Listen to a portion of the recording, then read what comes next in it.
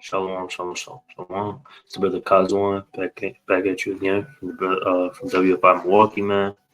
Right, and first and foremost, I want to give all honor, glory, and praise to how about Shemi Shai, right? And strong shalom on the brothers and sisters out there doing the work, pushing the truth and magnifying the name of the Lord. Right, I want to get into this video about charity. Right, I'm not gonna talk too much. We're just gonna get straight to it, though.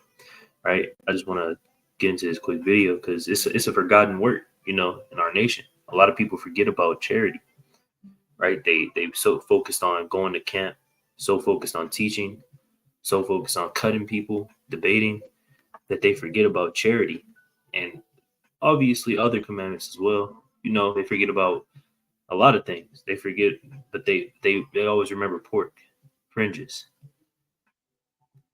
uh, Revelation 13:9. They always remember that stuff, but they don't remember that they should be given back to the poor, right?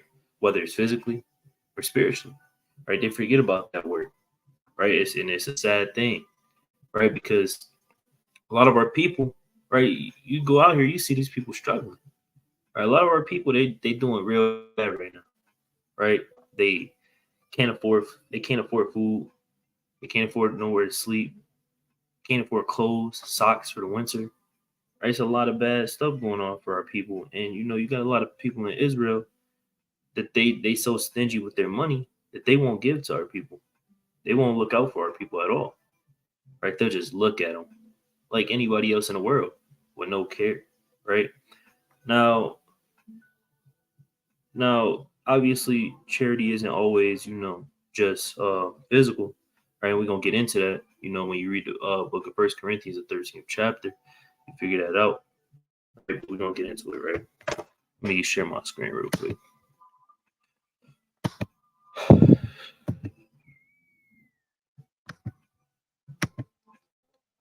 Get into it. All right.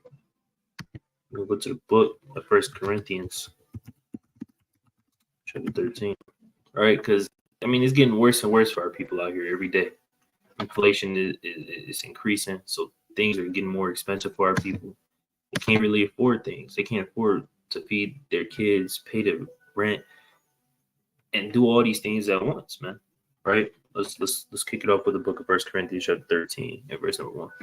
Right? It says, though I speak with the tongues of men and of angels and have not charity, I am become as sounding brass or a tinkling cymbal. Right? Let's keep reading. It says, and though I have the gift of prophecy and understand all mysteries and all knowledge, and though I have all faith so that I can remove mountains and have not charity, I am nothing. Right? So Paul is telling you, right? He's speaking to the church of Corinth, right? Telling them, hey, yeah, he got the gift of prophecy. He understand all the deepest and darkest breakdowns. Daniel chapter 8, Revelation chapter 21, right? The 12 feathers breakdown, right? Understand how the firmament is, right? Understand all these mysteries. He has all the understanding of the law, the prophets, right?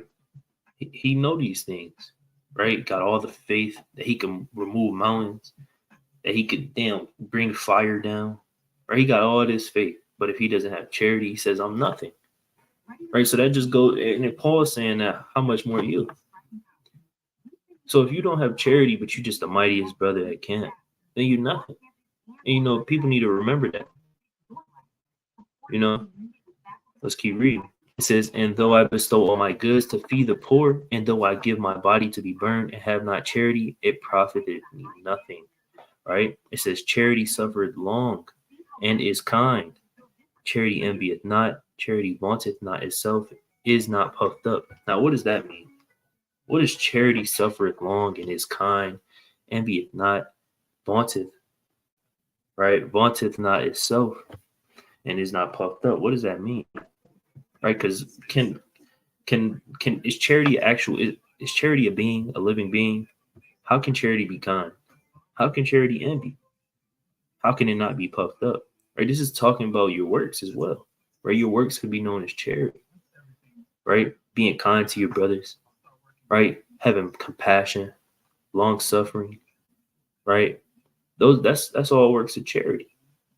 right? Loving your brother, loving him as yourself, not envying your brother, right?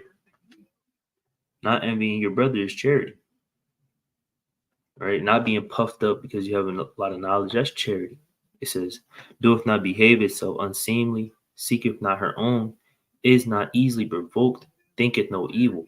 So charity does all these things, doesn't think any evil, right?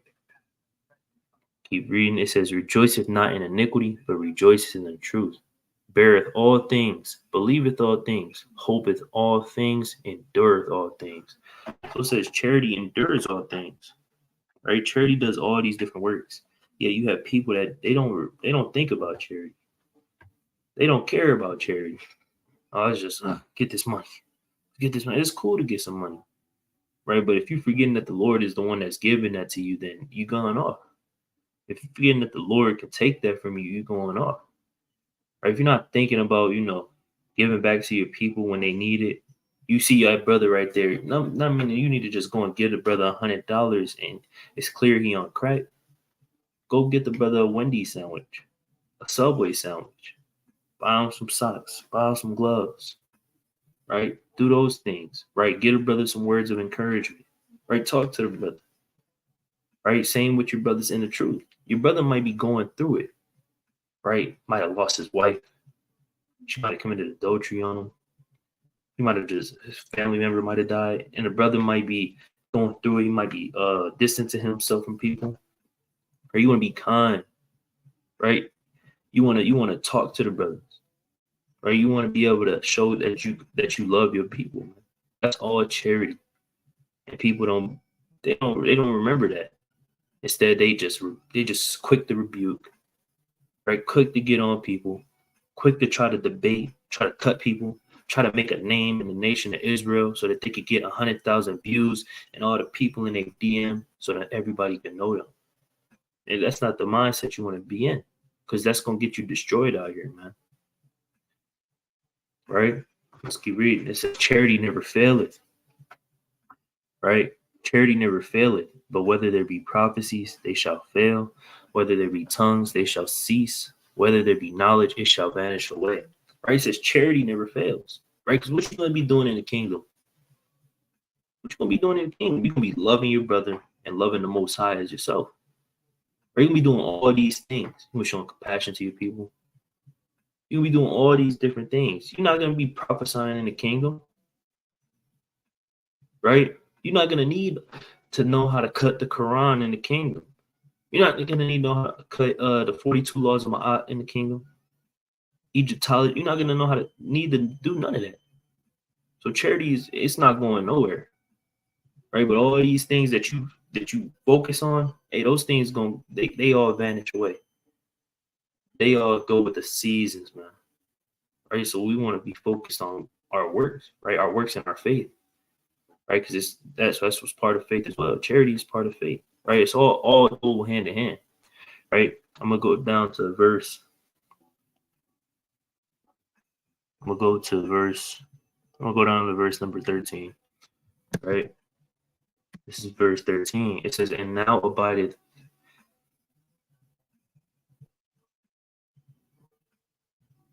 Right? Yeah, I think I wanted to start at verse 13. Right? It says, and now abideth faith, hope, charity, these three, but the greatest of these is charity. Right? So hey, charity, right? They all go together, right? But the greatest of them all is charity. Right? Because how are you gonna show your faith and that you have hope in the Most High? Right? By doing things, right? By doing the things that he said, right? Because it's saying charity suffers long, it's kind, envieth not, charity wants itself, right? By doing the works of the Lord, right? Of a sincere spirit, sincere heart, right? Not being easily provoked, not thinking evil, right? Not rejoicing in iniquity, right? Enduring unto the end, right? That's why it's better than all those things, man. It's not just give a brother $1. That's not charity. Anybody could do that. People in the world do that all the time. Esau does that, right? Esau has the hunger salvation, whatever it's called, right? They do those things, right? So you got to be able to understand what charity truly is. It's not just one thing, right? It is a mighty thing to, give back to people, with money and all that, right? Let's go to the book of Deuteronomy. It was a precept I was thinking about. Deuteronomy 15. I think this is what I want. Yeah. Right? This is Deuteronomy 15 and verse number 7. It says, if there be among you a poor man, one of thy brethren, within any of thy gates in thy land which the Lord thy God giveth thee, thou shalt not harden thy heart, nor, right? Thou shalt not harden thy heart, nor shut thine hand from thy poor brother. Right? So it's actually in the law, right? Right? The people in your land, right? You see a poor man among you, of your people, right? You can't harden your heart against him, right? Meaning you just turn the side eye to him, you just look at him like that. Like, hey, I don't got nothing. Right? That brother might need some exhortation, man. Right? That brother might need some crops. Right? He might be so poor. He might need some crops. He might need the oxen. Right? He might need some kind of animals to get him back on his feet. Right? He might need these things, man. And you got all these acres. You got thousands of oxen, thousands of sheep, right? All kinds of animals, cornfields, grapes, all these different crops, and you're not willing to share that with your people. Because I mean, people think that we got into captivity off of just, not eating pork, shrimp. I mean, people think we get into captivity by just eating pork, shrimp, crab, and lobster, and committing adultery. Yeah, we got into captivity for those things, but you got to think, if these are in here, people was breaking these commandments. They was hardening their heart towards their brother, saying, "No, I'm not giving this thing nothing. I'm not giving this man damn thing of mine." Right, and they shutting their hand from the poor brother. Right, watching that brother starve, man. Watching that brother, not be able to feed his family. Right, so it's important that you do this. That's charity right there. Right, that's let's go back to 1 Corinthians, what it said. All right, let's go back to 1 Corinthians. 1 Corinthians 13th chapter. Slock it. All right. All right. It says that's having long suffering towards your brother, being kind. Right? That's what that is. Right? When you're not shutting your hand. Right? But it says, verse 8, it says, but thou shalt open thine hand wide unto him, and thou shalt surely lend him sufficient for his need in that which he wanted. Right? So if that brother need 10 oxen and you already got you got a whole bunch, you got a whole bunch of it, don't even matter. You just got you good. 10 won't hurt if you just give him 10 of something that he needs. Right? You give him a certain percentage of what he needs. Right? You give that to him so that he could get back on his feet. He could get back to, being able to take care of himself and take care of his family if he has one. Right? That's saying, hey, we know we in captivity, so we can't really do certain things like that. We can't give a brother, brother might only have like $2,000 in his bank account right now because we in captivity. Brothers go through it. That don't mean just go get a brother, $2,000, your whole $2,000, because then you're gonna be in the bad predicament. Or you give them $1,500. I mean, you could do that. The Lord is gonna give back to you, but you want to move with wisdom as well. You got rent due next week, and you just giving away everything you need. I mean, everything that you also need, because we poor as well, right? But having that spirit, looking out for brothers, when they need it, that goes a long way, right? But it says that you should lend, right, him sufficient for his need and that which he wanted. So he might need a certain amount of, crops, right? You could split some of that land with him, right? And you can help that brother get back on his feet, man. That's why the commandments are mighty, man. Right? Let's go to the book of Matthew. chapter 22. 22, right? It's the book of Matthew, chapter 22. We're going to start at verse number 37. We'll start at verse 36. It says, Master, which is the great commandment in the law? Yahweh Shai said unto him, Thou shalt love the Lord thy God with all thy heart, and with all thy soul, and with all thy mind. This is the first great commandment, right? Verse 39. And the second is like unto it, Thou shalt love thy neighbor as thyself. On these two commandments hang all the law and the prophets.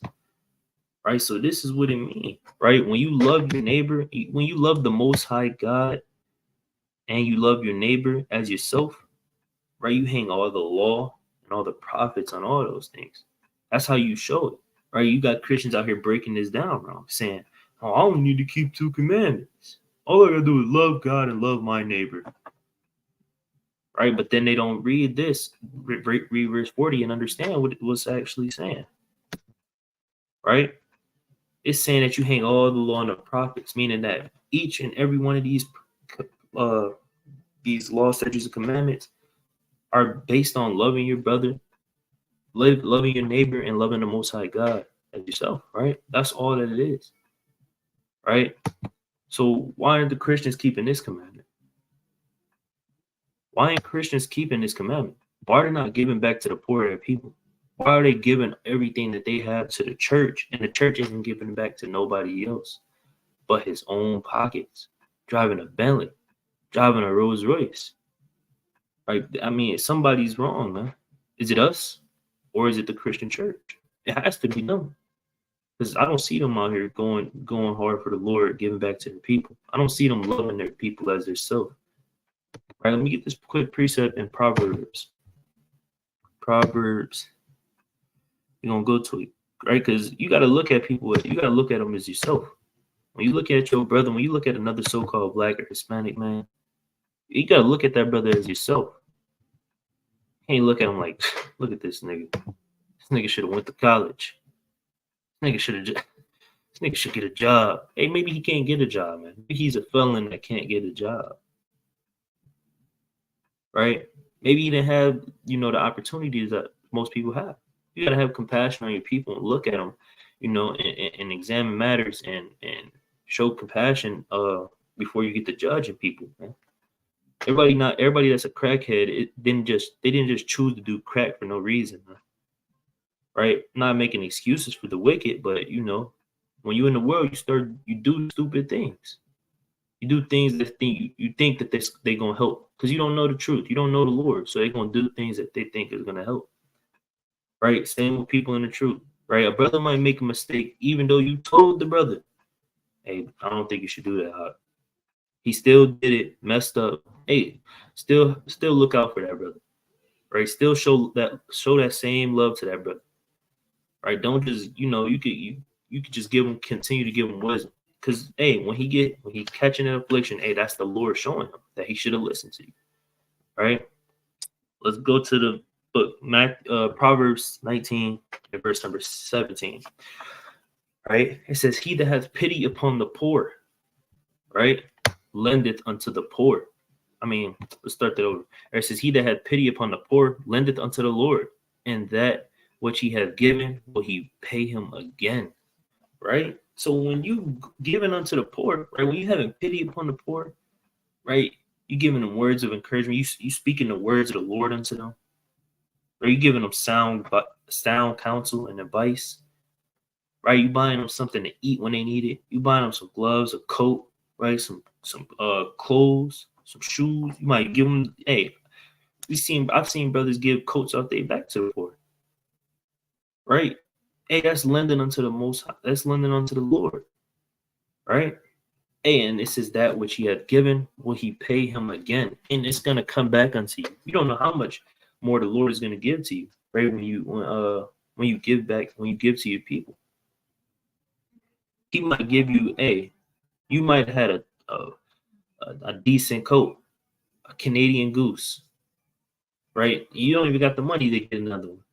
And the Lord might just, hey, he might be help you get another Canadian goose, right?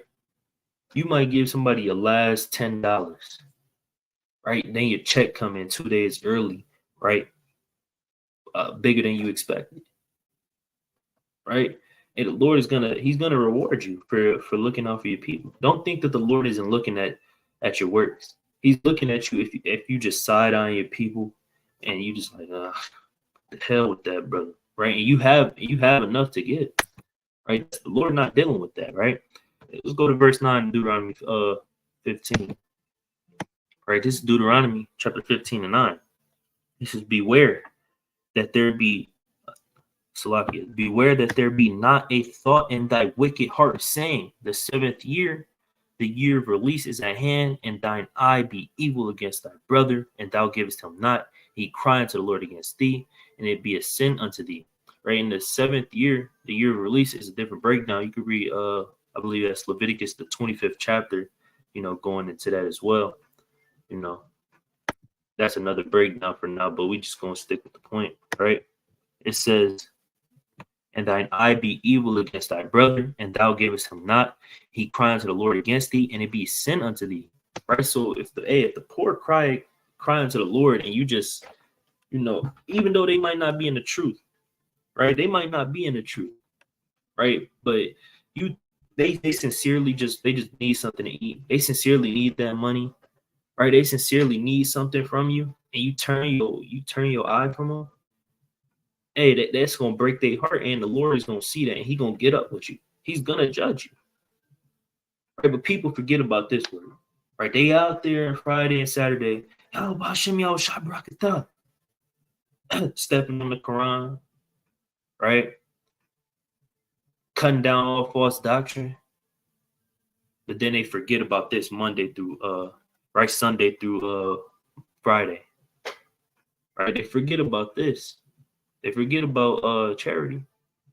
That's what's wrong with our people. They forget about too much stuff, right? This is why the Lord wants us to, get in, not lead us law, right? He wants us to study this law, right? Especially brothers that's out there on the streets and the corners, right? If you're teaching, especially, you definitely should be, getting into the law because it's important, right? You don't want to be a hypocrite out here. You don't want to not know the law, right? You want it to be in your heart. That's what the goal is going to eventually be. Right? The elect ain't just gonna not be studying the law, right? They're gonna be studying this law day and night, and it's gonna be embedded in their heart and their mind. Right? And they're gonna be given to the poor. They're not gonna turn their eye. Right? It says, thou shalt surely give him, and thine heart shall not be grieved when thou givest unto him, because that for this thing the Lord thy God shall bless thee in all thy works, and in all that thou puttest thine hand unto. Right? And it says you shouldn't be grieved. Let's look up what the word grieve means, right? Because everybody know First John chapter 5 and verse number 3, if that's the precept that I'm quoting, right? Right? Everybody know that precept, right? That the law is grievous. So if the law if you tell people the law is grievous, then why are you being grieved whenever you got to give unto the poor?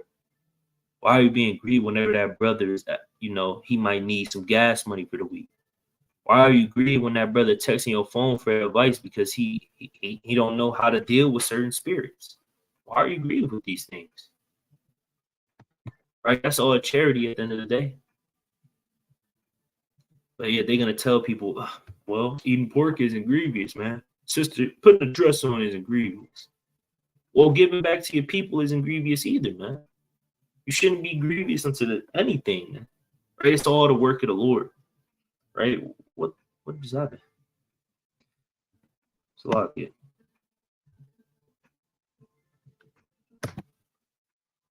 Let me see what the hell happened.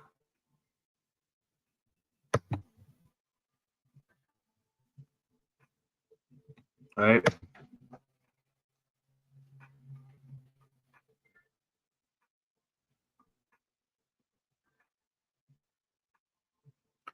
Okay, this taking long. I'm gonna wait till that's done, but I'm gonna read that verse again. It says, "Thou shalt surely give him, and thine heart shall not be grieved when thou givest unto him." Right? This is taking so long.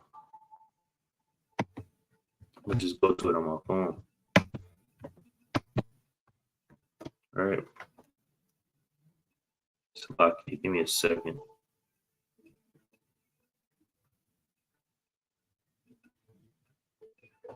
But on the phone not working either. See. All right. Just go to it and Google it. All right.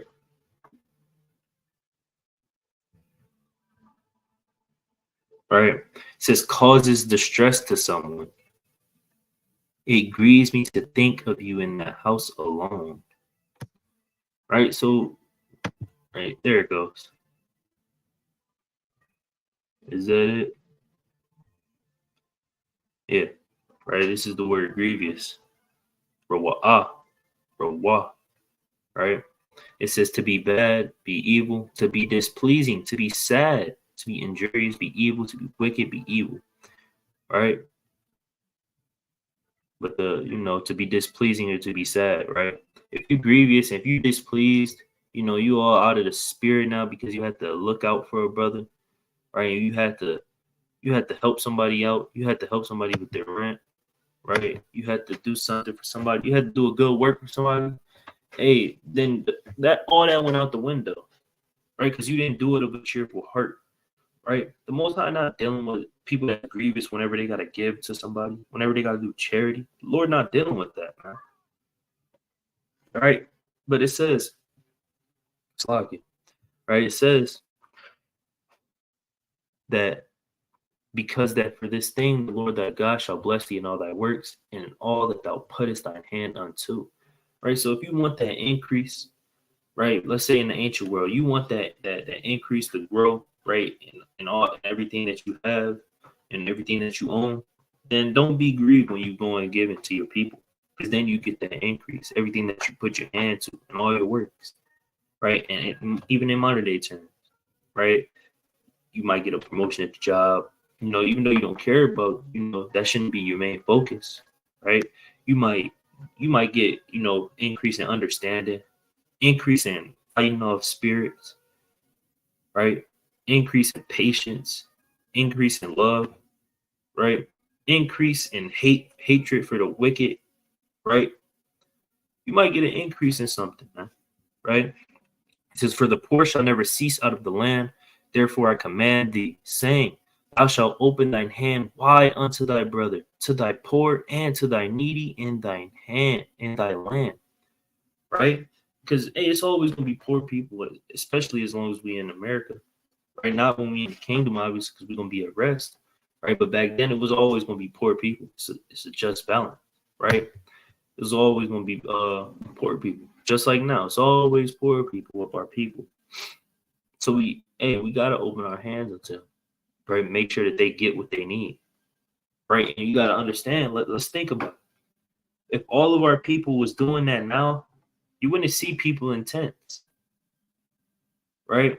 You wouldn't see people starving out here. See people getting on crack because they just want to run away from all the issues, and that should hurt your heart whenever you see it.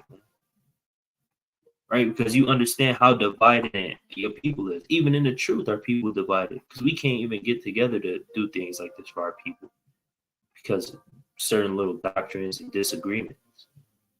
Right? That should break your heart. All right, let me get this quick precept in the book of Esther. Esther, the 8th chapter, and the 6th verse. Right? If it doesn't hurt your heart to see your people poor, then you got to examine yourself, man. If you can just walk by your brother or your sister and you see them with all these little marks on their body, you see them with all these, they just look sick, and they got a panhandle. If you could see that and you could walk past and not feel some kind of way, and your spirit can't feel vexed from the wicked, what they did to you people, you can't, and you don't feel compassionate to them and sorrow, and you don't stop to talk to them real quick or to give them something, hey, then you gotta check yourself. Right? This is Esther, the 8th chapter, and the 6th verse. It says, For how can I endure to see the evil that shall come unto my people? Or how can I endure to see the destruction of my kindred? Right? So that's how you want to be in your mind. Or you can't endure to see the evil that's coming unto them. Right? That's evil. Right? They can't even get into homeless shelters. Right? Let's show you some of the evil that Esau is doing now. Right? And I'm gonna show you because this is a video I was watching this morning before going to camp. Right? This is the evil. You can't endure to see this stuff right here. Right? NYC is building anti-homeless streets.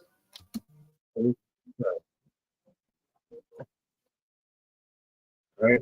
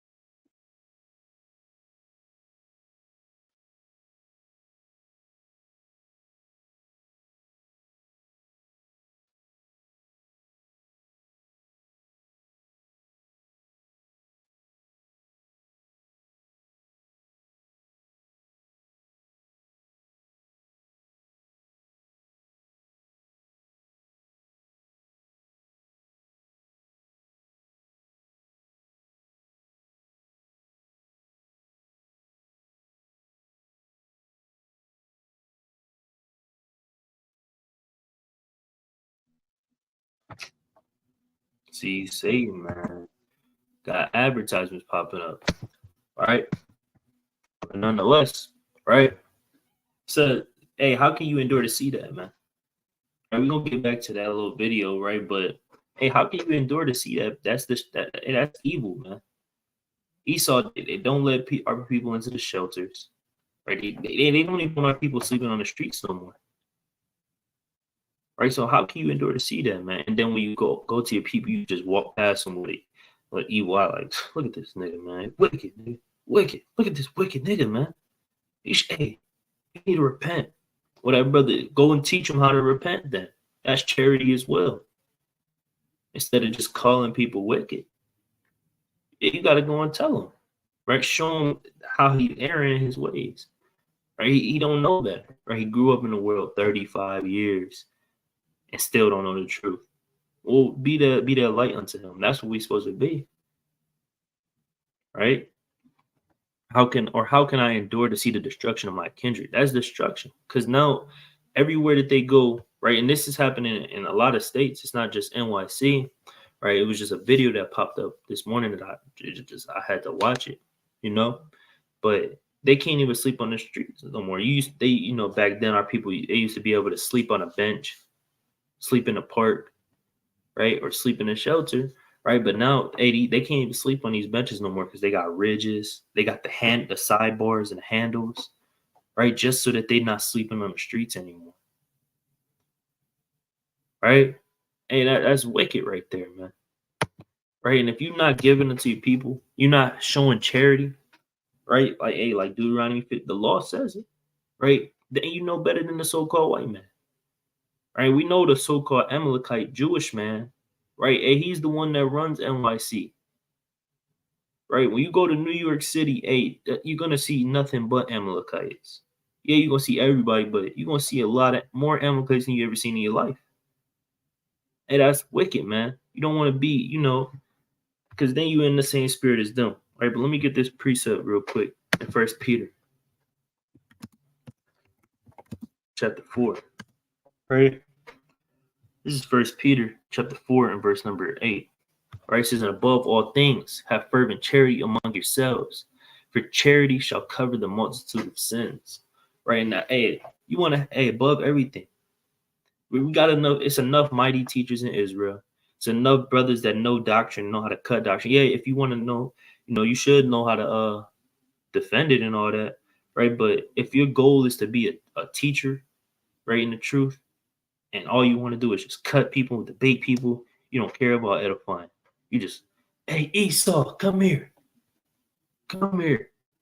Come here, you red bastard. If that's all your mindset, then you got to check yourself as well, right? It says above all things have fervent charity, right? So above everything, hey, that should be your first goal, right? To have charity. And we already went into charity. It's not just, money and food, right? It's a multitude of things that charity goes into, right?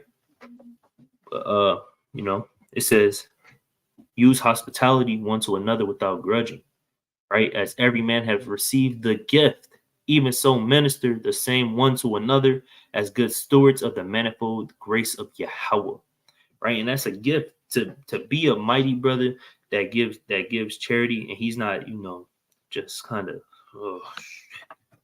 going his wallet, just like, damn, gotta give to this brother again. Man, when this brother gonna get it together, right? And that's a gift to not, not think like that when you give it to your people, right? Oh, this brother calling me again for more advice. He calling me for more breakdowns. Right? Hey, that's a gift to not think like that. Right? Charity is a gift that people don't even think about. They just think, oh, First Corinthians, I believe it's First Corinthians 12. Oh, I need that gift of prophecy, man. I need that gift of prophecy, man. Be like Ezekiel out here. Be like Isaiah. That shouldn't be the goal, man. Yeah, I mean, if you get it, all praise to the Most High, right? But hey, like the scriptures say, above all things have fervent charity. But it was a precept I was thinking about, Salakia. I think it's 2 Corinthians chapter 9.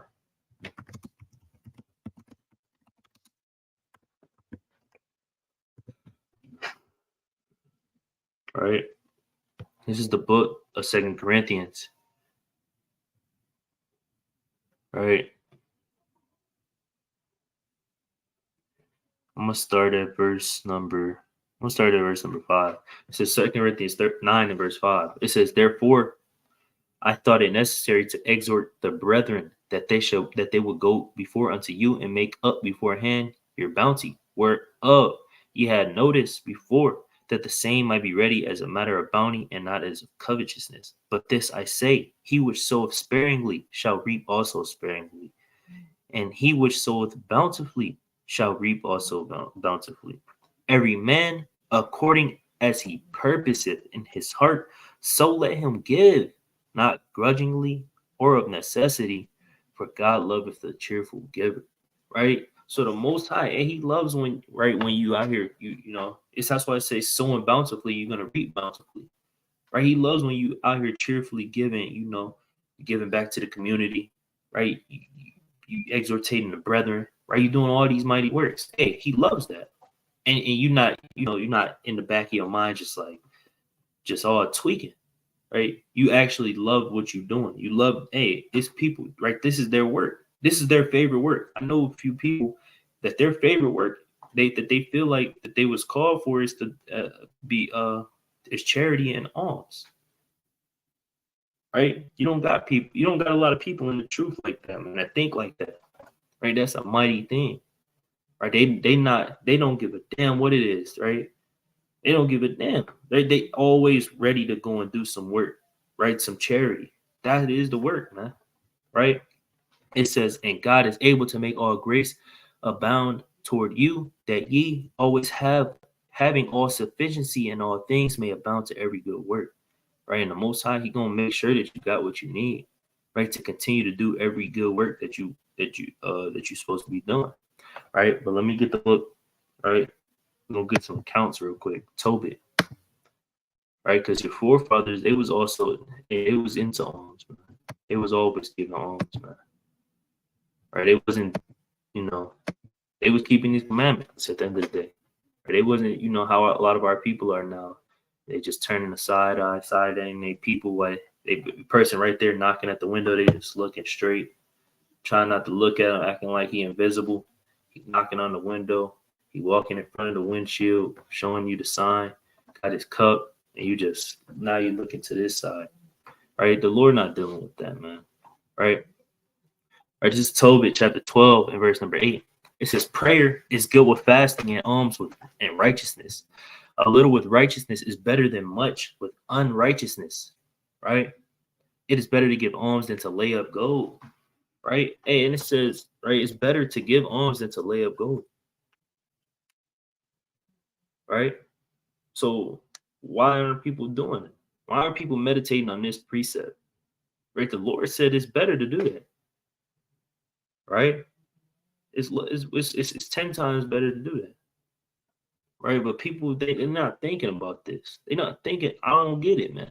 They're not thinking about alms. The elect are going to give alms. Everybody want to be 144. You got all these brothers, they name and then 144K. But they don't want to do what the elect are going to do, right? But it says it's better to give alms than to lay up gold, right? You just storing up everything, and you just not choosing to give anything to anybody. He's like, hey, when that day come, man, hey, we gonna be ready. I got all this gold laid up. I got all these treasures laid up. Hey, I'm gonna be ready when that day come, right? Instead of giving to your people, right? You laying it all up, and then when your people, they might need something, you're like, hey, I ain't even got it, brother. I don't even got it. Hey, that's off, man. Right? It says, for alms do deliver from death, and shall purge away all sin. Those that exercise alms and righteousness shall be filled with life. Right? And it says, alms do deliver from death. I actually want to get another quick precept. I'm gonna go back to that. I'm just gonna stay on this page. I'm gonna look it up. Right? We'll go to Sirach chapter, I believe it's 29. I want to say 29. Might be wrong. Right? Let's see. Right? Yeah, that's what it is. Right? Let's read this again, though. It says, for alms do deliver from death and shall purge away all sin. Right? So it says alms shall deliver from death. Not meaning like every time, just like what the other precept said in First Peter, it covers the multitude of sins. Not meaning that you could just willfully go and commit adultery or going down, deal with a white woman, deal with a damn Canaanite, deal with a damn Moabite, or what else is somebody? They might go and damn rob their brother, right? They might covet. It don't mean that you could just go and give alms and be like, hey, I could do this as many times a week as I want, as long as I'm giving alms. No, the Lord is not purging away that sin. The Lord said there's no more sacrifice for willful sin. Hebrews the 10th chapter, the 26th verse. All right, so that's not what that's saying, right? You might have sins from your past lives. You might have sins that you might have committed the same day and you don't even know, right? You might have sins that you might have did last week, that you didn't know, or you might have did something you might have did something you genuinely sorry about it, right? It says it shall purge away sin, right? It should cover those sins. It should deliver you from death, right? So that's what the power of alms gonna do, and you got to try to embed that in your mind, that the Lord, that the Lord is actually looking at you whenever you give alms, right? He's looking at you at every moment, right? This is Sirach chapter 29, right? 29 and verse number 8, right? Salakia. Right? Yeah, I'm gonna start at verse 7. Right? It's a lot of good verses in this account. Right? It says, many therefore have refused to lend for other men's ill dealing, fearing to be defrauded. Right now, yes, you want to be, kind of, use wisdom when it comes to giving, to people, right? Because you got a lot of people, they asking for things, saying, hey, I need it for this, but they go and damn use it for a prostitute. Right? Yeah, you want to be able to examine what that brother's doing it for, right? Don't want to just be blindly giving. He like, hey man, let me get $150. Let me get a 40 ball, and he go use the 40 ball on a prostitute. He go use the 150 for some weed or something. Right? So yeah, you got people they refuse to lend because they don't want to get defrauded of what their money, right? It says, yet have thou patience with a man in poor yet have thou patience with a man in poor estate, and delay not to show him mercy.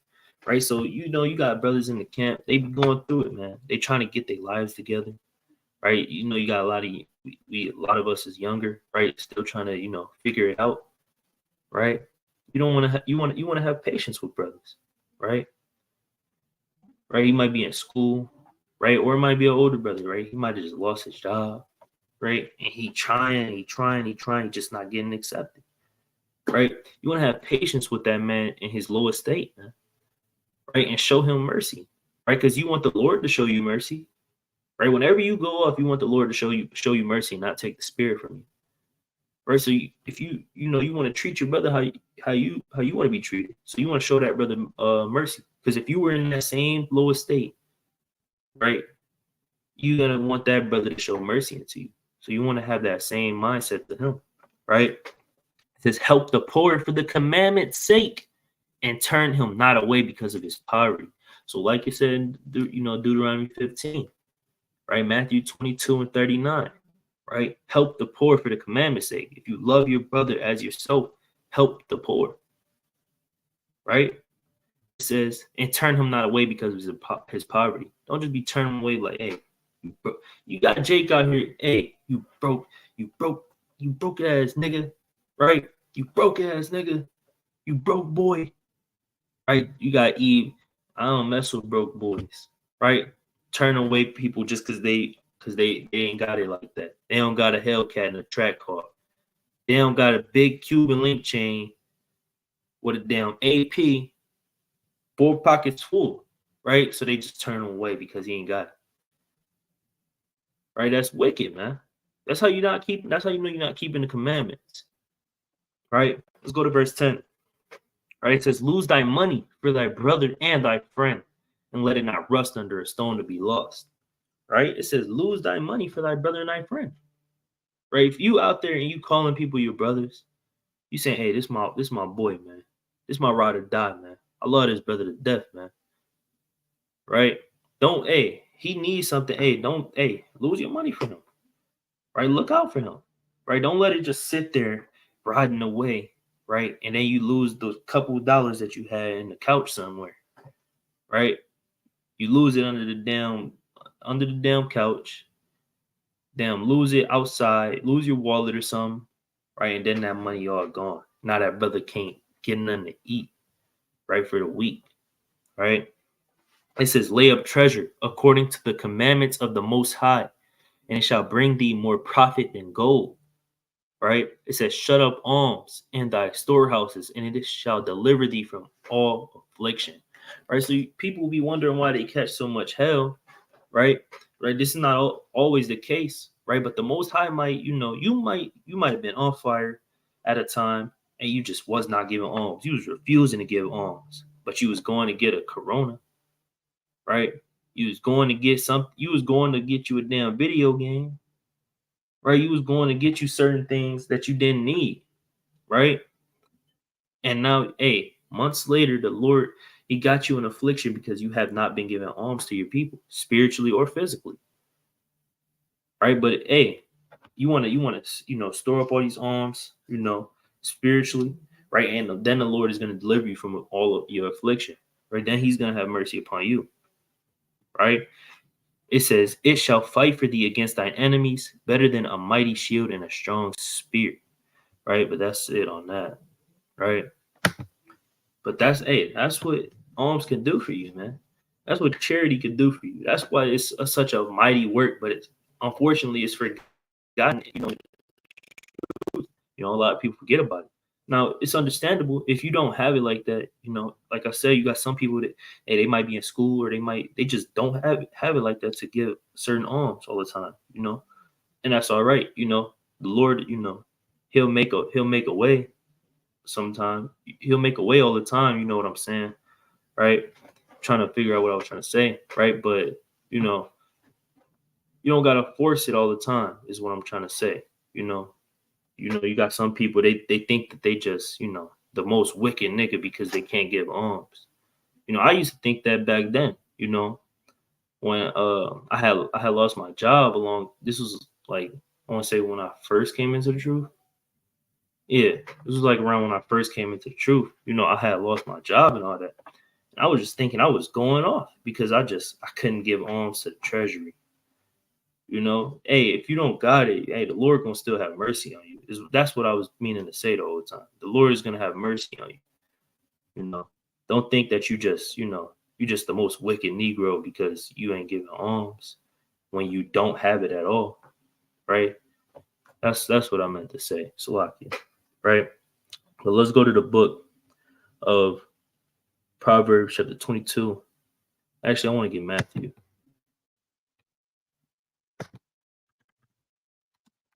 Matthew chapter 6, right? Because this is a point I want to touch on too, because you see this a lot. You see this a lot in the world specifically, right? This is Matthew 6:1. It says, "Take heed that you do your alms that you Slakia. Take heed that ye do not your alms before men to be seen of them. Otherwise, ye have no reward of your Father which is in heaven." Right? Because you see this on the internet, on Instagram all the time. Everybody, what they doing? They giving to the poor just to get some likes and some views that they're gonna get paid off of. Right? Don't be doing that, right? Just like the Pharisees. They was just doing it just to be seen of men. Be like, yeah, that's a mighty brother, man. He keeping the commandments of the Lord, right? But but you just want to be seen of men, right? You just want that recognition. Right? Don't do it for that. Right? It should be behind closed doors where men can't see. You shouldn't be recording when you're giving alms. Like, yeah, shalom, shalom. We out here giving alms. That's us up, man. Right? It says you won't have no reward from the Most High from doing it. It says, therefore, without doest thine alms, do not sound a trumpet before thee. Right? Talking about, come on, shalom, makim, shalom, makwadium. Right? We out here giving alms to the poor, man.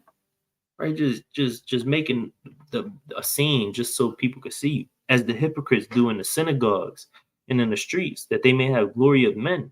Verily I say unto you, they have the reward. Right? And when you doing it to be seen of men, that's the reward. Are you getting seen and everybody like Khan, Shalom, right? Mighty Akim, mighty kings, right? Those brothers the elect, right? That's the reward right there, right? You don't get a reward from the Most High from doing that, because you're not sincerely doing it. You're not doing it for your people. You're not doing it for the Most High, right? You're just doing it to be seen, right? For attention, right? Let's go to one of those videos, right? Giving back to the community.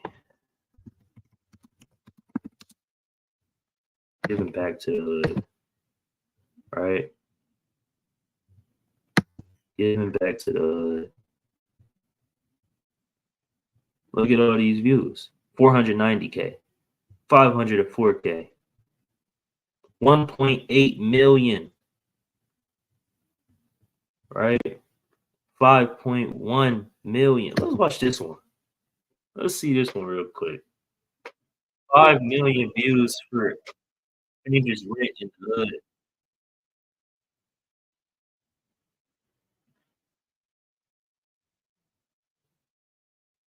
All right.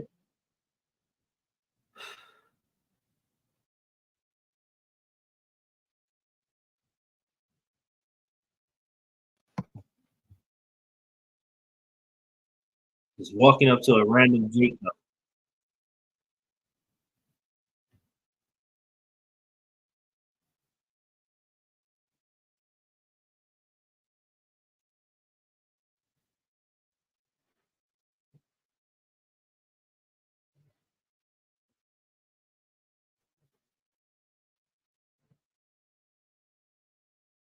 Let's skip ahead. I don't want to see all this.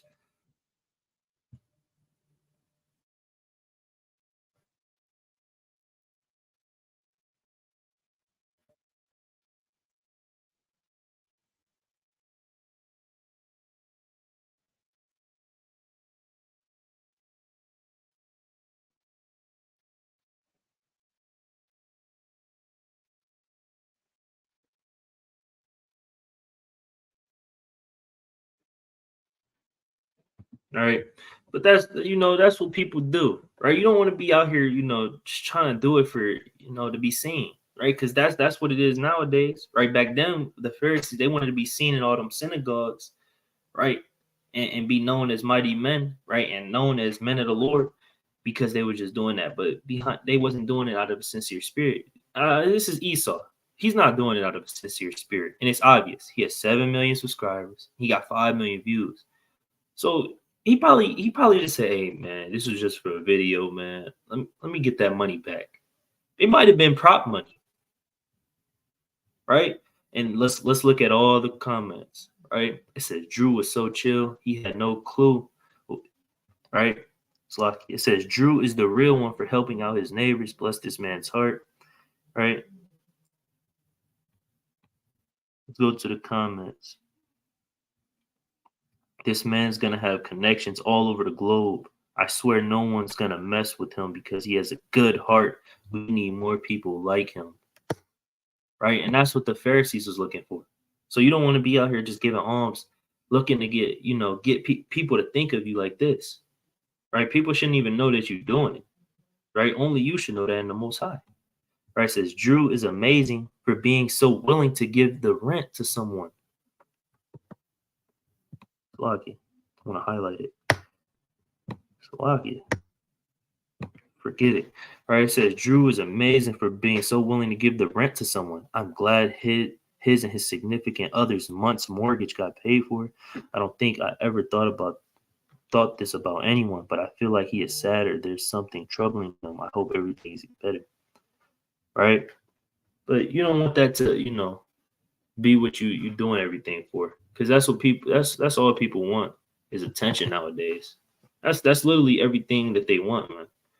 Just to be seen, because you don't see people doing. I've been on this earth 22 years, and I don't think I've ever seen anybody sincerely come to the hood and give back, unless it's a camera on.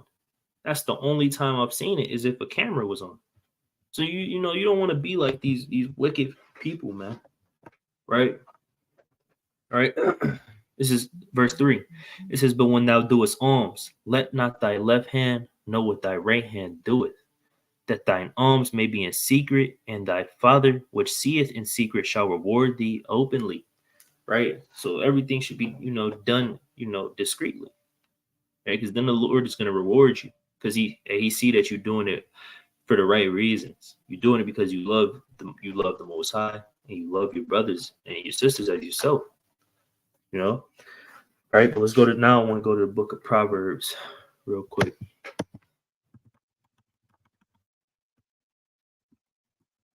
Proverbs 22. This is Proverbs 22 and verse number 9. Right? It says, he that hath a bountiful eye shall be blessed, for he giveth his bread to the poor. Right? Hey, that's where you get blessed from the Lord. Right? And not doing it to be seen of men, of course. Right? Like, once again, right? But doing it for the right reason, right? Hey, then you're gonna get blessed. You don't, it might not be the way, you might not get blessed in a way that you might have been praying for or expecting, right? But you might get blessed in some form or fashion, right? Because you're giving your bread to the poor, you give it to them. All right, I want to go to this other quick precept in Ecclesiastes chapter 11. Ecclesiastes 11.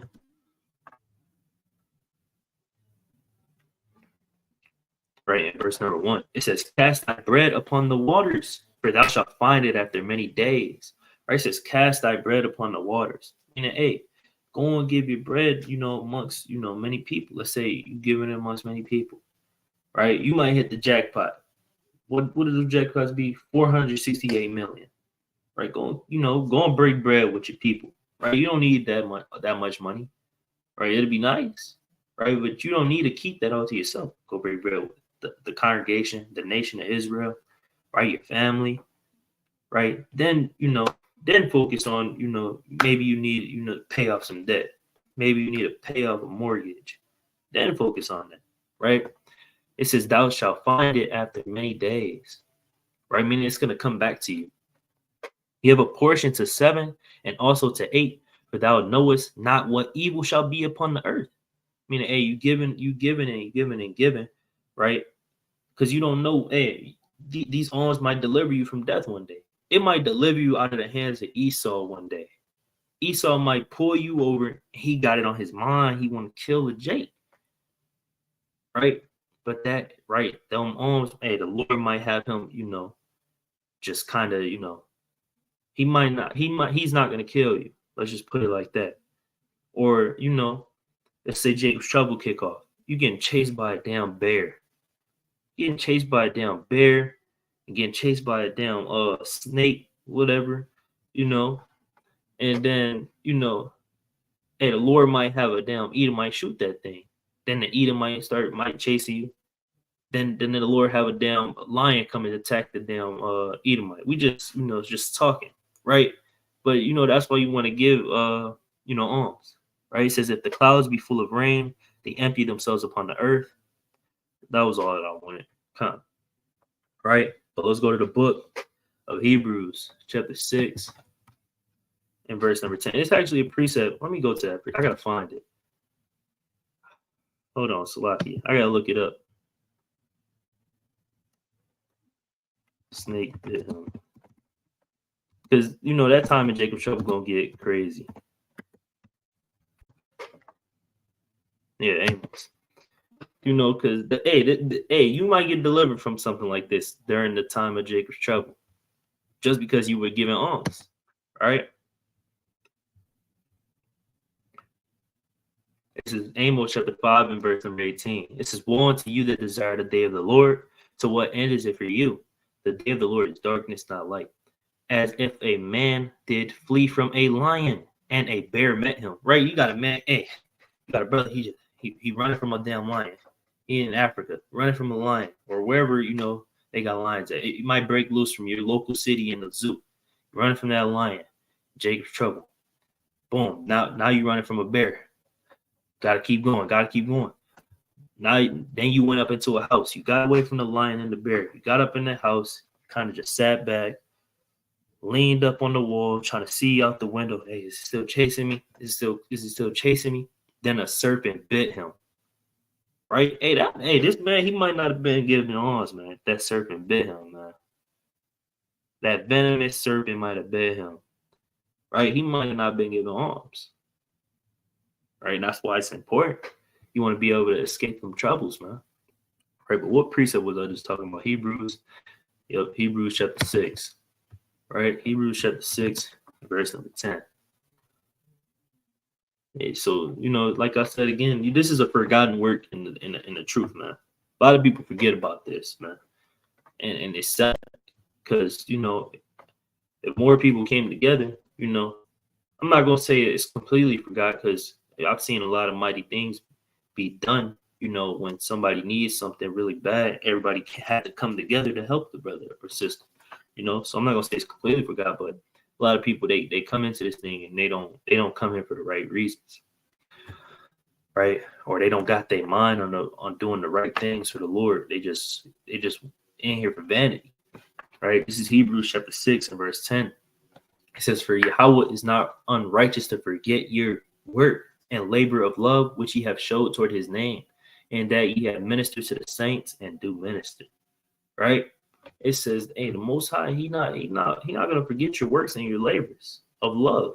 Right? He's not gonna forget that you was, you know, down on your last, down on your knuckles, right? Then giving to that brother because you like, man, hey, he don't got nothing. I got a little bit, but he ain't got nothing. So you feel me? I'm gonna look out for this brother. And then, hey, next thing you know, that brother, he got something. He looking out for you. And then y'all both get you both get both the Lord looking on both of y'all, and he bless both of y'all. And y'all both, you know, mighty in the spirit. Right? It says, "And we desire that every one of you do show the same diligence to full assurance of hope unto the end." Right? And that's what we do things, right? Because we have hope, we have faith. Right? And we got to be diligent in that hope, right? That we continue to do these same good works. Right? That you be not slothful, but followers of them who through faith and patience inherit the promises. Right? But let's go to the book of First, right? Verse, I think it's First Timothy. 1 Timothy 6.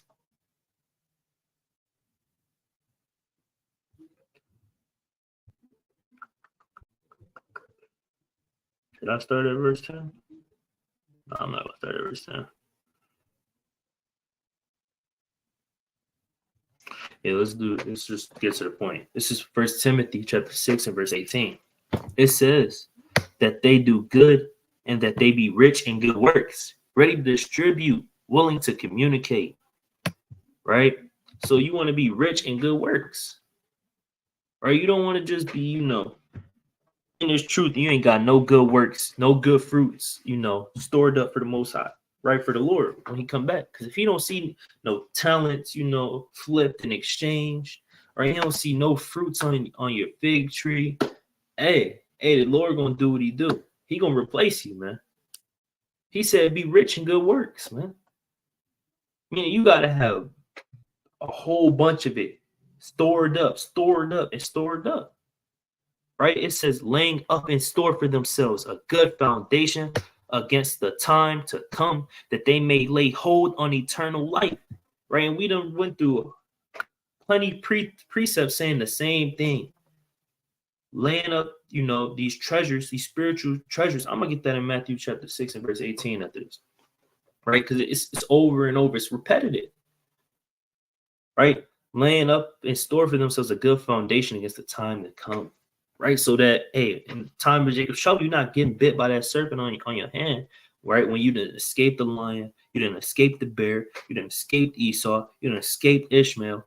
Right, so that in that time to come, ain't nothing could touch you, that you can endure unto the end. Right, that you can get beamed up into the chariots, that you could possibly become a martyr of Yahushua. Right, so that's what we got to do it for, man. Right, charity is a good, it's a good work. Right? Let's go to the book of Matthew chapter 6.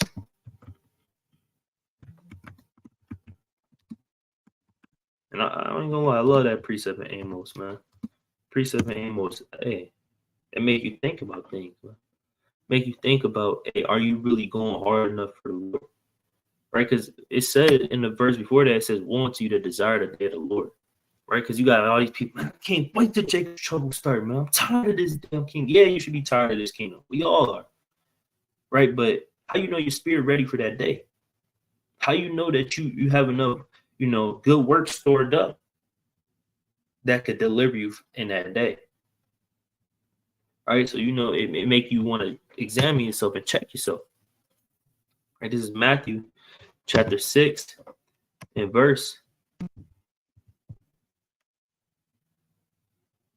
18. It says that thou appear not. Oh, that's not what I want. Verse 19. It says, "Lay not up for yourselves treasures upon earth, where moth and rust doeth corrupt, and where thieves break through and steal.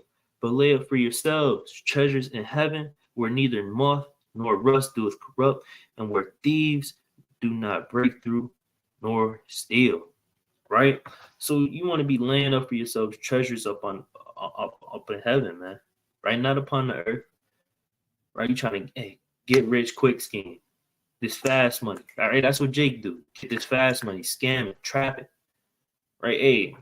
All that stuff gotta go. All that stuff, it all rot away. It all go away. It all vanish. Right? But those treasures in heaven, those good works that you storing up, they don't go nowhere. Right? The Lord, it already said He is not gonna forget your works and your labor of love.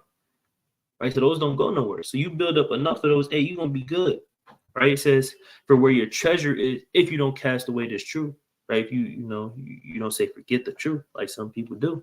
It says, "For where your treasure is, there will your heart be also." Right? So if your treasure is on the earth, right, you just you want to get all the ease, you want to get all them pay, or you want to have all the damn designer, all the jewelry, all the followers, all the likes, all the attention, right? The big house, the Trackhawk, the Porsche, the Lamborghini, the McLaren. You want all these things. That ain't nothing wrong with having nice things. I'm not saying that, right? But if your heart is focused on those things and it ain't focused on the kingdom of heaven, on your people, on making your nation better. If your heart is focused on the things of this world, that's where your treasure is gonna be, and they're gonna go away, they're gonna vanish, and you're gonna have to vanish too, right? Now, what was the precept I was just thinking about? I just forgot.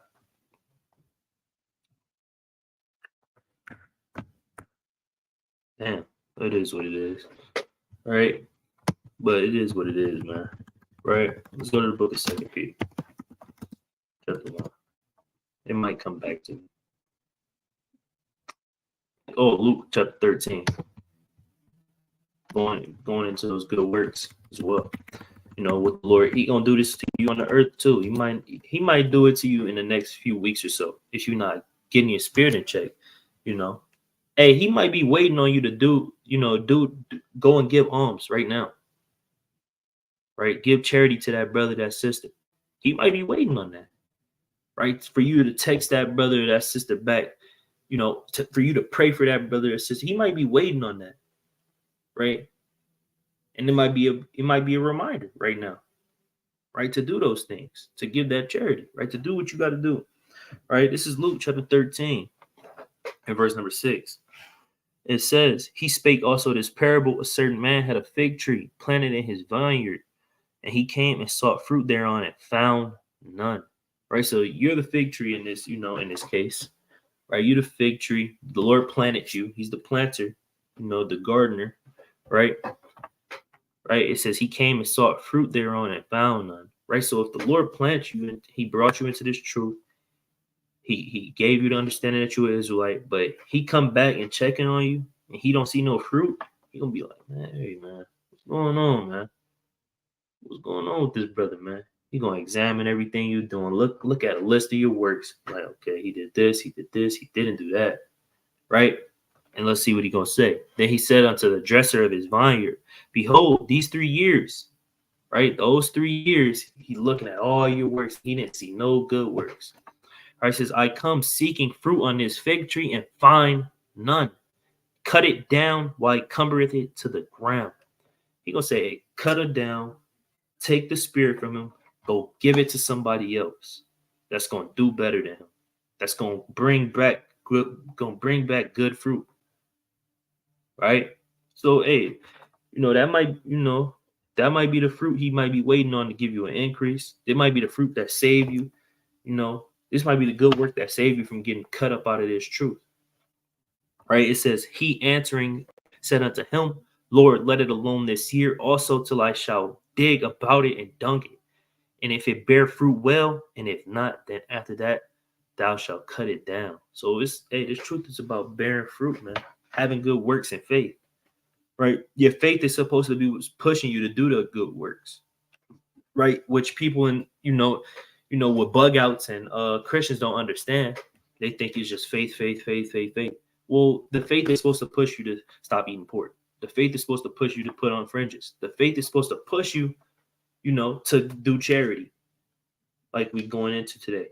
The faith is supposed to push you, say, hey, I'm not committing adultery with that brother White, because that's wicked, and I love this brother, right? And I understand, and I love Yahweh Hashem Yahweh Shai, right? And I want this kingdom, right? That's what the faith is supposed to do. You want the kingdom, so you're gonna fight for it, right? Let's go to the book of 1 Timothy chapter 6 and verse 12 before I go back to 2 Peter.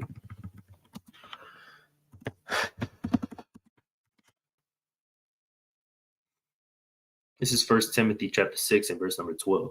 It says, fight the good fight of faith, lay hold unto eternal life, whereunto thou art also called, and hast professed a good profession before many witnesses. All right, so you have to fight this fight, man, until the end. I mean, you got to fight temptations. You have to fight the evil that come up against you. Or you got to do that. You got to lay hold on to eternal life and don't ever let it go. Right? Let me get another quick precept. Salakia. We're going to get back to the point. Right? Never let it go, man. Never let this truth go, man. This truth. And it's another precept in Sirach going into charity, I believe, in the 4th chapter, I think. Right? This is Sirach chapter 6 and verse number 22. It says, for wisdom is according to her name. She's not manifest unto many. Give ear, my son. Receive my advice and refuse not my counsel, and put thy feet into her fetters, thy neck into her chain. Bow down thy shoulder and bear her, and be not grieved with her bonds.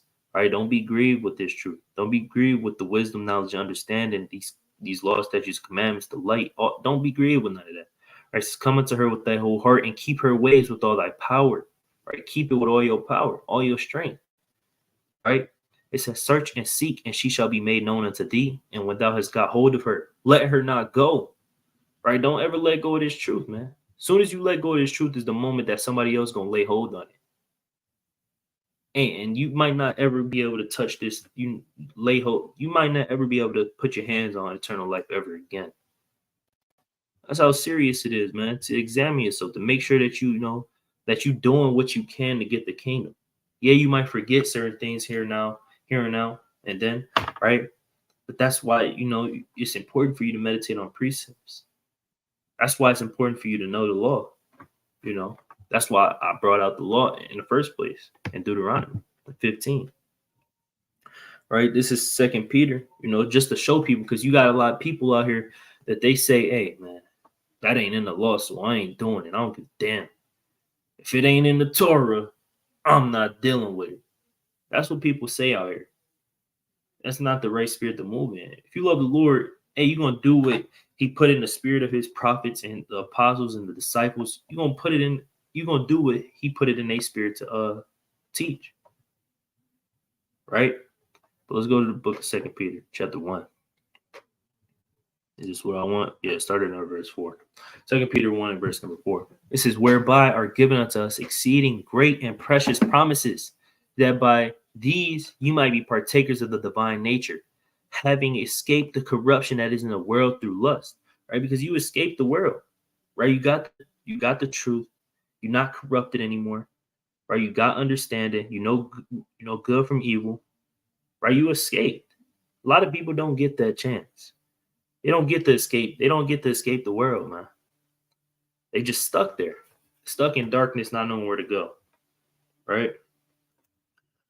It says, "And besides this, giving all diligence, add to your faith virtue, and to your virtue knowledge, and to knowledge temperance, and to temperance patience, and to patience godliness, and to godliness brotherly kindness, and to brotherly kindness charity."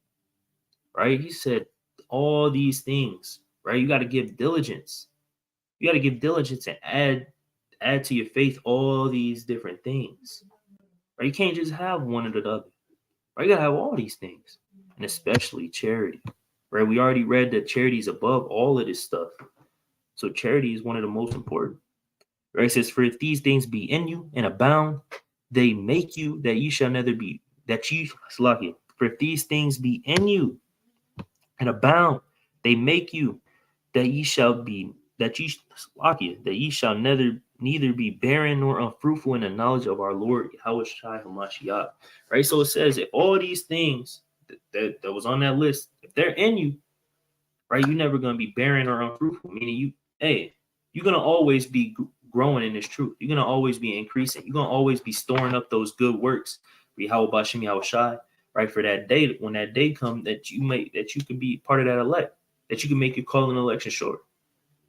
Right? So, this is one of my favorite accounts to meditate on, because it reminds you what you got to do, right? Things that you might have to work on, right? It says, "But he that lacketh these things is blind and cannot see afar off, and hath forgotten that he was purged from his old sins." Right? And that goes for those people. They turn their eye from their brothers, right? I'm like, hey, I ain't gonna give him nothing, man. He shouldn't be in this predicament, man. He gotta get his money up. Or you probably got people out here in the truth that's thinking like that, right? They forgot the Lord. Hey, they could have been in that position. They forgot the Lord could take things from them, right? They forgot that the Lord, hey, He purged them from their sins and to give them the opportunity to be righteous, right? So if you lack in those things, hey, you're blinded, and you know better than the wicked, man. Right? Just because you know some precepts and you know Yahweh Shem Yahushua and you got fringes on, you don't eat pork no more. If you're not giving charity, hey, you're not better than these damn Edomites that do this. Right? You're not better than the Edomites that building things up in NYC to make sure that the homeless don't get to sleep on the streets no more. Right? You know better than them, man. All right, I'm gonna show y'all a clip actually after I finish this precept. Right? What happens up in LA and up in Minneapolis? I got to go out there, with the brothers one day because they be telling me about it, man. And it's a sad sight to see. Right? This is verse 10. It says, "Wherefore the rather, brethren, give diligence to make your calling and election sure. For if you do these things, ye shall never fall." Right? So you got to give diligence to make your calling and election sure. Right? If you want to be part of the elect, you want to get on those chariots, you want to be in the kingdom with everlasting life, Hey, you got to do these things. You got to do these things that the Lord said. You got to have charity, the work that everybody forgets somehow. You got to have charity, right? Not just physical charity, but spiritual as well, right? Talking to your people, loving your people, right? All those things that we went over in First Corinthians, the 13th chapter, and then all the other things that we went over, right? It says, for if you do these things, you shall never fall. So if you have that work, hey, it's no way you're going to follow the truth. But you got to do all of it, obviously. But you know what I'm saying, right? Well, let's go to what I was trying to find. I think Esau caused it an epidemic as well. Let's just look up Los Angeles. Angeles homeless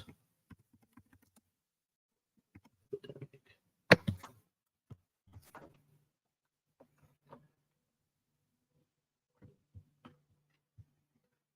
Right? While Esau makes their country look so damn nice to everybody else, hey, his country is fallen, is destroyed, it's sick, it's wicked. Right? It's nothing good here, man. Right? Let's go to this one.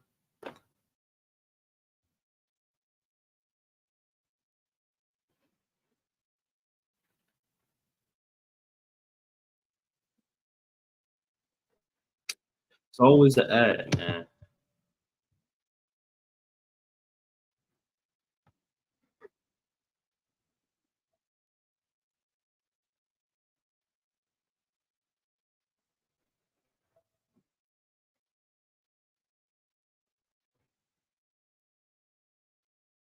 Look at that, man.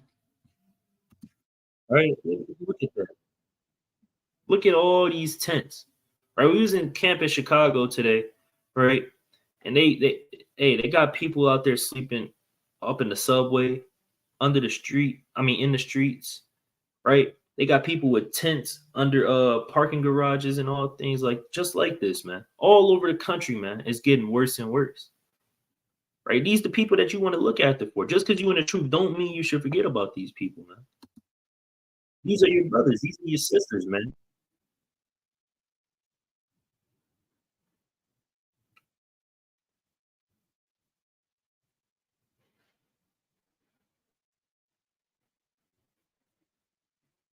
Right? You think Yahweh Bashem, you think Yahweh Shai wasn't gonna have compassion amongst these people, man? Right? Hey, we gotta have the same mindset as Yahweh Shai. We gotta arm ourselves likewise, like it says in First Peter, the fourth chapter, the first verse. Right? You gotta have compassion amongst these people, man, and your brothers and sisters in the truth. Right? You got people that hate their brothers and sisters, and they in the truth. Right? There's a 9% rise in homelessness in LA County. Right? It's estimated 75,518 people. That's a lot of people to be homeless, man. In that city, what they got millions of people. They got what 5 million people. That's a lot of people to be homeless, man. And Esau don't give a damn. And this is how you know Esau is so wicked because it's a lot of his people too. But Esau is the so-called righteous man to the Christian church. That's who they look up to. That's who they worship.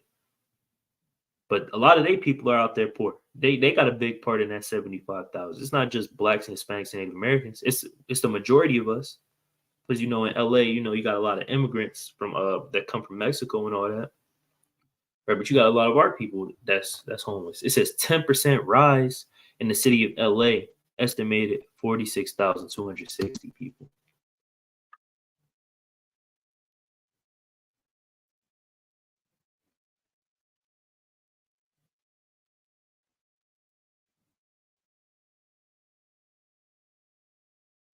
Now, it's mighty that Eve, she wanna, look out for her people. She wanna look out for the homeless, right? But she don't understand that the so-called white man, he wants it to be like that. So everything that she's saying, trying to go hand to hand with them, it's not gonna do anything. Only way she could have a part in helping these people is by coming into the truth and keeping these commandments, being an example and bringing some of these people into the light.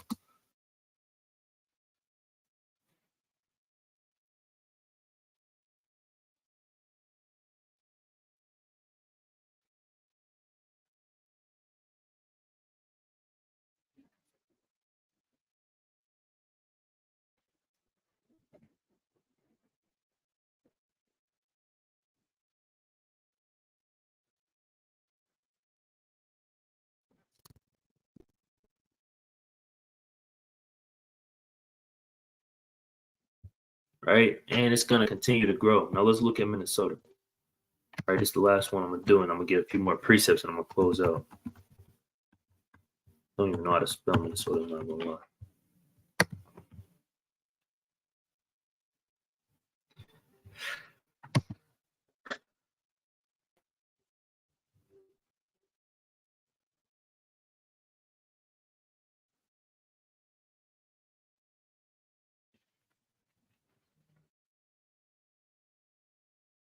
What is this?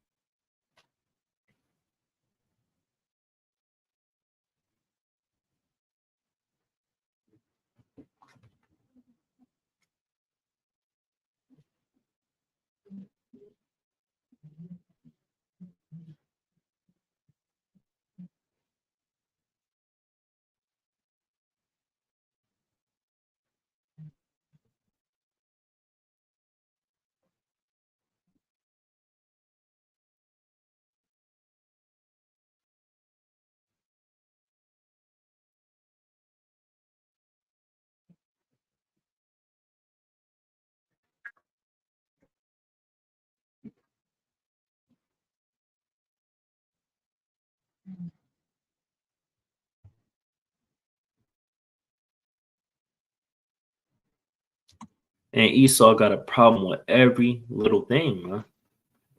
They don't care about helping these people. They just get off my property, man. But I thought the commandment said, hey, if your brother needs something, let's go back to Deuteronomy, right? They don't care about you, man. Right? So they don't care about your people, so you need to care about your people. Right? They don't care about your people, so you need to care about them, man. You need to do that work. Right? It says, this is Deuteronomy 15:7. It says, if there be among you a poor man of one of thy brethren within thy gates in thy land, which the Lord thy God giveth thee, thou shalt not harden thine heart, nor shut thine hand from thy poor brother, but thou shalt open thine hand wide unto him, and shalt surely lend him sufficient for his need and that which he wanted. Right? So the so-called white man don't care about your people, man. So that's exactly why you need to keep these commandments and do it. It's, hey, Esau got all this money, he building all these new buildings, all these little events that go on. They funding all these wars, but they can't lend them to the poor. They can't build tiny homes for the poor. Right? They can't build good, safe shelters for the poor with good quality food, heat, give them better clothes. Right? They can't do these things.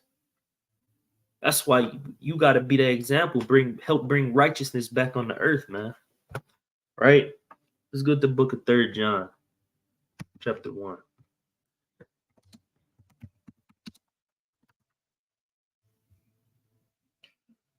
All right, we just gonna get to the point. I'm not even gonna get this. I'm gonna close up. All right, we're gonna get the book of 1 Corinthians, chapter 16.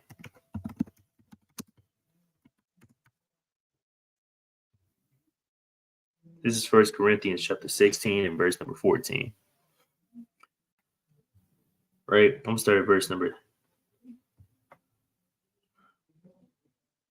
13. Watch ye, stand fast in the faith. Quit you like men, be strong. Let all your things be done in charity, be done with charity.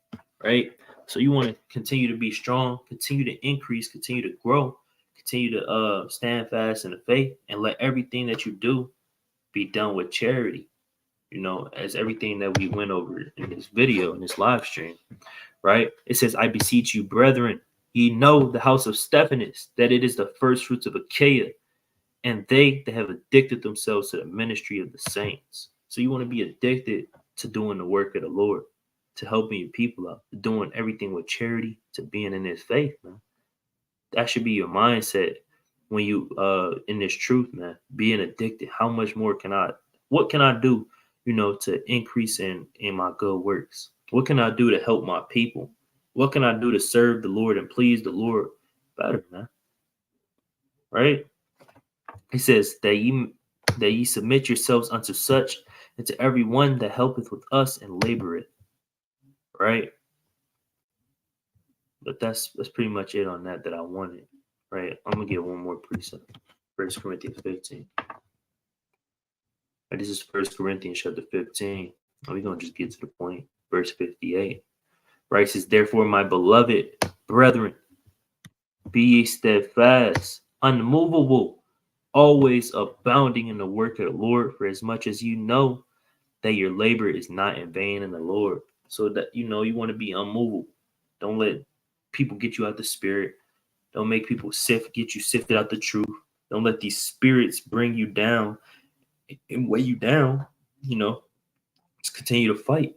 It says always abounding in the work of the Lord. You want to always be finding a way to do something. That's why I said, when I brought it out in 1 Corinthians 13, that charity isn't just always about money or food. It's a whole bunch of things that you could do. So, and that's why it's above all things. That's why it helps you make your calling election short, because you could do charity at all times. So if you don't have the sufficient needs, what is the word I'm looking for? Whatever it is, right? If you don't have what it take, you don't have what it lock it. If you don't have the funds, that's the word I'm looking for. If you don't have the funds, to do some kind of charity with that requires funds, so be it. Then go do some different kind of charity, right? But you want to always be abounding in the work of the Lord, and remember, and continue to do those things and have that faith, and understand that the Lord, hey, He's not going to just let that go in vain, right? Unless you just forget about Him and forget about His people, right? But with that, I'm gonna give all honor, glory, and praise to Yahweh, Ba'ashem Mashiach Wamalak Yehovah Shai. Shalom.